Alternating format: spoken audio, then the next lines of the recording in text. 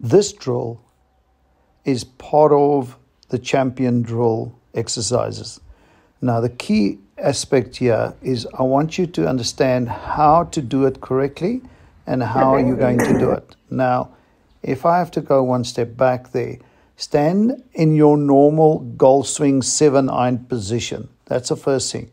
Nice sport mode, ready to hit.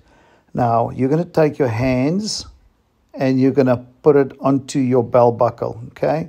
There. Now, hold it there to feel how the pelvis is going to turn in and out, okay? You know by this time what the pelvis have to do is tilt up and down, okay?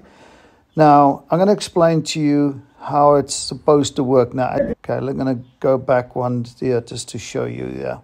Okay, see that's up and that's down, which is bum out, pelvis down, and that's the movement. But now, the sequence here is the secret. When are you going to do what here?